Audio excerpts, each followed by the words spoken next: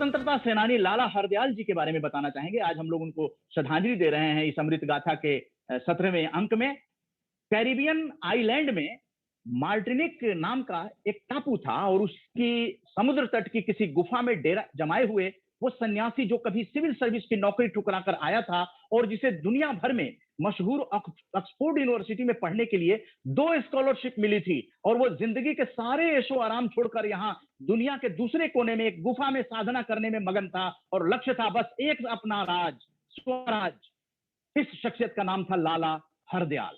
14 अक्टूबर उनकी जयंती पर RJS family और आप सभी तमाम लोगों के, देश भर के लोगों की तरफ से कोटि कोटि नमन है लाला हरदयाल जी को, जिनका कि गदर पार्टी बनाने में बहुत बड़ा योगदान रहा है। दिल्ली में रहते हुए वो पहले ही मास्टर अमीरचंद की गुप्त क्रांतिकारी संस्था के सदस्य बन चुके थे।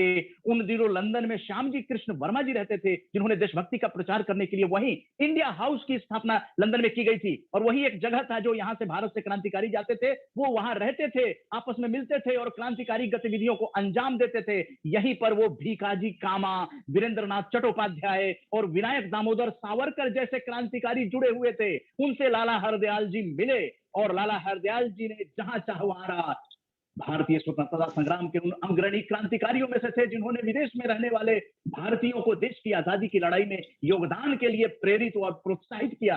दोस्तों, भाई बहनों, आज देश आजाद हो गया है, लेकिन देश में जो नकारात्मकता है उसके खिलाफ सकारात्मकता की विजय गाथा लिखने के लिए इस तरह के कार्यक्रम हम लोग कर रहे हैं। 75 श्रृंखलाबद्ध कार्यक्रम करने के लिए आरजेएस, टीजे, पीएसके, बीएसके ने बीड़ा उठा लिया है और आप 17वें अंक में प्रवेश कर चुके हैं। लाला हरदयाल भारतीय स्वतंत्रता के लिए जो योगदान दिए उसके लिए हमें जितने भी शब्द बोले वो कम है। देश की आजादी को लेकर उनके तेवर शुरुआत से ही साफ थे, सख्त थे। ऑक्सफोर्ड में पढ़ाई के दौरान ही 1907 में उन्होंने इंडियन सोशलिस्ट मैगजीन में लिखे एक लेख में अंग्रेजी सरकार पर सवाल उठाए थे। उसी वक्त उन्हें आईसीएस यानी इंडियन सिविल सर्विस, उस वक्त आईएएस का जो नहीं था नाम, आईसीएस था, इंडियन सिविल सर्विस का पद जो है उन्होंने ठुकरा दिया और भारत वापस आ गए। यहां वो पूना जाकर तिलक से और लाहौर से लाला लाजपत राय से मिले। उस वक्त कांग्रेस के यही 2 बड़े नेता थे जो गरम दल की अगुवाई करते थे, यानी कि गदर पार्टी के संस्थापक लाला हरदयाल गरम दल के नेता थे और साम्राज्यवाद के खिलाफ हथियार बंद संघर्ष का ऐलान और भारत की पूरी आजादी की मांग करने वाली राजनीतिक पार्टी जो कनाडा और अमेरिका में प्रवासी भारतीयों ने 1913 में बनाई थी। इसके संस्थापक अध्यक्ष तो सरदार सोहन सिंह भाकना थे, लेकिन इस पार्टी के पीछे लाला हरदयाल की सोच थी, जिन्हें इंग्लैंड के ऑक्सफोर्ड यूनिवर्सिटी से स्वतंत्रता आंदोलन से जुड़ी गतिविधियां चलाने के आरोप में निकाल दिया गया था।